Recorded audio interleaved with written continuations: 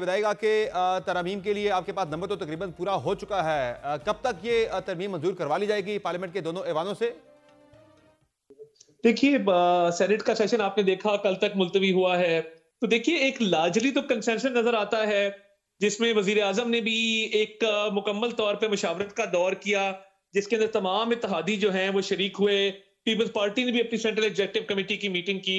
तो अल्हम्दुलिल्लाह to third majority तो मौजूद है, और उसके बाद जल्द ही मुझे लगता है कि इंशाल्लाह ताला ये दोनों ऐवानों से पास होके तो कॉन्स्टिट्यूशनल अमेंडमेंट जो है वो कामयाब होगी। और अगले 7 दिन के अंदर ये प्रोसेस कंप्लीट हो जाएगा, ऐसा ही है?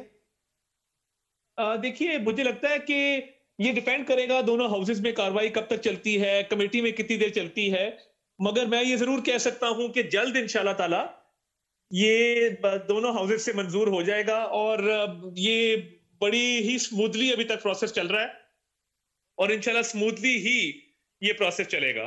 और अवामी नेशनल पार्टी आपको वोट दे रही है, जो कि सेनेट के अंदर आपके पास जो है वो 3 वोट शॉर्ट हैं। एएनपी आपको वोट दे रही है? जी देखिए, एमल वली खान साहब तशरीफ लाए थे, प्राइम मिनिस्टर से उनकी मुलाकात हुई, तफसीली गुफ्तगू हुई, उन्होंने बड़े अच्छे जज्बात का इजहार किया। और आज जब काबीना की भी मीटिंग हुई तो प्राइम मिनिस्टर ने यह कहा कि हमें इंशाल्लाह ताला उम्मीद है कि एमल वली खान साहब एएनपी जो है वो बिल्कुल इसके लिए वोट करेगी। एंड मुझे तो बड़ा इस पे कवी इम्कान लगता है कि उनकी तरफ से इंशाल्लाह ताला पॉजिटिव ही होगा। और जो तहरीक इंसाफ है, रिजर्व पूल में कुछ आपके पास सेनेटर्स मौजूद है सेनेट के अंदर आज़ाद हैसियत में, उनकी जरूरत तो नहीं पड़ेगी आपको इस तरमीम की मंजूरी के लिए? देखिए हमारा राब्ता बिल्कुल आजाद सेनेटर्स के साथ है, उनसे बातचीत भी है, उनको रिक्वेस्ट भी की है।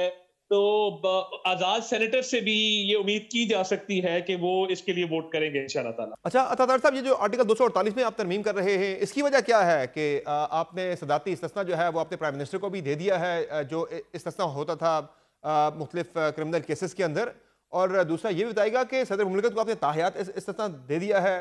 क्या वजह है? कुछ स्पेसिफिक खदशात हैं कुछ केसेस को लेकर, जिस तरह से रिसेंटली केसेस चल भी रहे थे उनके प्राइम मिनिस्टर बनने से पहले या सदर साहब के सदर बनने से पहले, ये उन केसेस की वजह से ये इस्तिस्ना आप दे रहे हैं, या कुछ और केस आपके जो है वो खदशे आपको कि वो केस खुल सकते हैं जिसकी वजह से ये इस्तिस्ना दिया जा रहा है?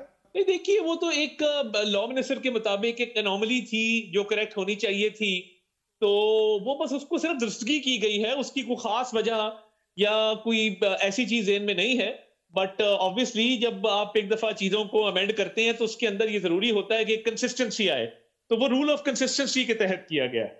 ये जो केसेस चल रहे थे प्राइम मिनिस्टर के खिलाफ मुख्तलिफ जो है वो शुगर वाला था, बाकी जो अकाउंट्स वाला था, फेक अकाउंट्स वाला, उस वजह से तो ये नहीं किया गया कहीं कि उन्हें नहीं प्रोटेक्शन दी देखिए, वो जाए? तो प्राइम मिनिस्टर बरी हो चुके तमाम केसेस के अंदर। तो प्राइम मिनिस्टर के खिलाफ कोई पेंडिंग केस नहीं है, किसी किस्म की कोई नहीं, जनरली बात करूंगी पेंडिंग उस तरह के इंक्वायरी जो केसेस उनके इन्वेस्टिगेशन नहीं खिलाफ है। जो है जो जो, वो जो, जो कोर्ट्स ने चलते रहे उनको माजी में, बहुत पहले ऐसे ही किसी क्लियर केसेस कर का दिया जो था। स्पेसिफिक किसी तो केस का खतरा तो मैं नहीं नहीं है? समझता इसका किसी और चीज से ताल्लुक नहीं है। जिस सही तरह है। मैंने कहा कि हो सकता है रूल ऑफ कंसिस्टेंसी की वजह से तजवीज आई हो, अभी ठीक। हाउस में जाएगी, कमेटी में जाएगी, आगे देखते हैं कि क्या होता है।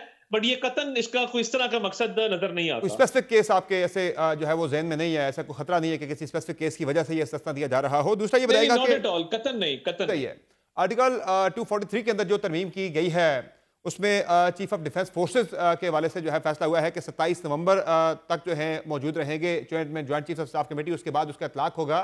तो ये बताएं कि जो चीफ ऑफ डिफेंस फोर्सेस हैं, ज़ाहिर है जो chief of the army staff है वही concurrently chief of the defence forces होंगे, तो उनका टेन्योर जो है आज बताया तो है वजीर कानून ने कि कोई नया नोटिफिकेशन नहीं आएगा, लेकिन ये बता दें कि टेन्योर उनका कब से स्टार्ट होगा? जो 2022 नवंबर से उनका स्टार्ट हुआ था टेन्योर, वही जो है ये 5 साल टेन्योर रहेगा, या अब उनका टेन्योर जो है वो नवंबर 2025 से ऑनवर्ड स्टार्ट होगा 5 साल का? नहीं देखिए, बड़ा क्लियर वजीर कानून ने आज उसकी वजाहत कर दी, और फ्लोर ऑफ द हाउस उन्होंने बता दिया कि जो तरमीम की गई है उसका बुनियादी मकसद ये था कि जो जंग के बदलते हुए किरदार हैं उसके मुताबिक एक मरबूत और कसीरल जहती दिफाई हिकमत अमली को फाल बनाना है, जिसमें देखिए जिसके तनाजर में पाकिस्तान में कुछ जमीनी हिकमत अमली को नुमाया अहमियत हासिल है, और एयर डिफेंस को, एरियल वॉरफेयर को। तो ये कोहीजन और सिनर्जी पैदा करने के लिए किया गया, जो हम पहली बात जी कर हाँ। रहे थे। टेन्योर के हवाले से तो इसमें कोई शिक ऐसी आई नहीं है। तो बिल्कुल क्लैरिटी के साथ आज लॉ मिनिस्टर ने फ्लोर ऑफ द हाउस भी इस पे बड़ी डिटेल के साथ रोशनी डाली, और उन्होंने ये भी बताया कि देखिए जो फील्ड मार्शल के ओहदे के हवाले से उन्होंने बात की, और दीगर ममालिक में भी ऐसे जो ओहदे होते हैं वो ओहदे अपनी जगह मौजूद होते हैं। या और वो जो टर्म्स एंड कंडीशंस हैं और जो बाकी अपॉइंटमेंट है वो अपनी जगह अलहदा उसकी हैसियत होती है। तो बड़ी क्लैरिटी के साथ आज इस पे बात की जनाब वजीर कानून आजम नजीर तारड़ साहब ने। दूसरा ये बताइएगा, जो आईनी अदालत के हवाले से फैसला हुआ है उसमें तो आईनी अदालत जो है जब जब वो बनेगी तो उसके चीफ जस्टिस का तकर्रर जो है वो प्रेसिडेंट करेंगे प्राइम मिनिस्टर की मुशावरत के साथ, और उसके बाद जो उसके जजेस लगेंगे वो जो चीफ जस्टिस होंगे आईनी अदालत के उनकी और सदर की मुशावरत से लगेंगे। ये तो फिर हुकूमती हैंडपिक जो है वो लोग लग जाएंगे वहां पे। ये देखिए, जो आईनी अदालत है उसका प्रॉपर क्राइटेरिया होगा। ये तो नहीं हो सकता कि कोई भी उसका जज लग जाए। हम्म। वो ऑब्वियसली उसका एक मेरिट होगा, एक सिलेक्शन प्रोसेस होगा, उसके प्रॉपर रूल्स होंगे। उसके तहत जो अभी फिलहाल बातचीत चल रही है वो कमेटी के अंदर पूरी उस पर डिस्कशन आएगी। ये कतन हैंडपिक वाला सिस्टम नहीं लेकिन है। जो आपकी तरमीम है, और तरमीम के अंदर तो ये मेरिट लिखा गया होगा है कि और जजेस तकर्रर की पहले अपॉइंटमेंट का एक पहले प्रॉपर जो चीफ क्राइटेरिया जस्टिस होंगे होता है। आईनी अदालत ये के उनका तासुर प्रोसेस। गलत है कि खुदा ना खास्ता कोई हैंडपिक मामला जो है वो किया जा रहा है। उस पे प्रॉपर मेरिट इंपोज होगा और जजेस तो ऑब्वियसली जो जज बनने का अहल है वही जज लग सकता है। आप देखिए किसी ना, ऐसे शख्स देखिए को ना, जज नहीं लगा सकते कि जिसका मेरिट ना हो, जो जो जिसकी इस वक्त क्वालिफिकेशन ना हो, एतराज जिसका उठा लीगल रही है एक्सपीरियंस ना अपोजिशन, हो, जो जिसके अपोजिशन एतराज उठा रही है अतातार साहब, वो ये कह रहे हैं कि आपने अदलिया की आज़ादी को बिल्कुल आपने खत्म कर दिया इस तरमीम के बाद। वो ये कहते हैं कि जब आप लगाएंगे आईनी अदालत के जो आप लगाएंगे चीफ जस्टिस को, उसका तकर्रर सदर करेंगे प्राइम मिनिस्टर की मुशावरत के बाद, उसके बाद जो वो जजेस लगाएंगे आईनी अदालत के अंदर वो चीफ जस्टिस की मुशावरत से लगेंगे। ऑब्वियसली कोई अहल बंदा ही लगेगा, लेकिन उसके अंदर भी पसंद नापसंद तो होती है, जिसको जो जो, नहीं, जो देखिए यहाँ भी कभी उसे। ऐसी अपॉइंटमेंट्स के अंदर जी जी। कोई पसंद नापसंद का तो सवाल ही पैदा नहीं होता, क्योंकि ये ऑब्वियसली इसका एक मेरिट होगा इन कोर्ट्स का, इन तकर्रियों का। इस पे एक मेयार है जिस पे पूरा उतरना होगा। तो उसमें बहुत ज्यादा गुंजाइश नहीं होती इस चीज की। और मैं समझता हूँ कि देखिए, जब एक पूरी दुनिया में एक असूल मौजूद है कॉन्स्टिट्यूशनल कोर्ट्स का, एक अलग सिस्टम मौजूद है, तो ये पाकिस्तान के अंदर भी ये बिल्कुल राइज होना चाहिए, ताकि एक आम साहिल को जो है वो सहूलत हो, उनके केसेस जल्दी सुने जाएं और कोर्ट का ज्यादा वक्त इस चीज में सर्फ ना हो कि वो कॉन्स्टिट्यूशनल मैटर्स को ही देखते रहें। और ऐसे क्या खतरात हैं, ऐसे क्या खदशात हैं हुकूमत को अतातार साहब के?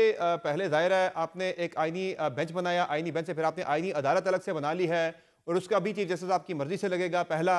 और आगे चलकर आपने फिर भी जो उनके पास सुओ वोटों की पावर होती थी 184(3) के तहत, वो भी खत्म कर दिया गया। आर्टिकल 184 को ही जो है वो खत्म कर दिया गया आइन के अंदर से, इस तरमीम के अंदर। क्या वजह ऐसी? देखिए, खदशात तो कोई नहीं है, मगर आईनी जो बेंच था वो बड़ा कामयाब रहा तजर्बा।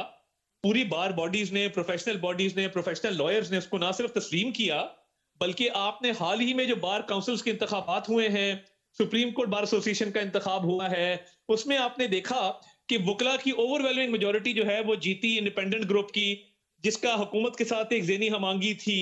और पीटीआई को ना सिर्फ पूरे पाकिस्तान में शिकस्त हुई, बल्कि खैबर पख्तूनख्वा के प्रोविंस में भी उनको शिकस्त का सामना करना पड़ा। तो वकला ने भी इसको एक्सेप्ट किया है। सही। जो पिटिशनर्स होते हैं, जिन लोगों के केसेस कोर्ट में जाते हैं, उन्होंने भी एक्सेप्ट किया है। एफिशिएंसी भी आई है, टाइम भी बचा है और बिक्री भी आई है लीगल सिस्टम के अंदर। तो ये तो इंसाफ की फरामी के लिए और पूरी दुनिया में ये निजाम राइज है। इट्स अबाउट टाइम कि पाकिस्तान में भी ये लीगल रिफॉर्म्स करके तो एक बेहतरी लाई जाए अदल इंसाफ के निजाम के अंदर।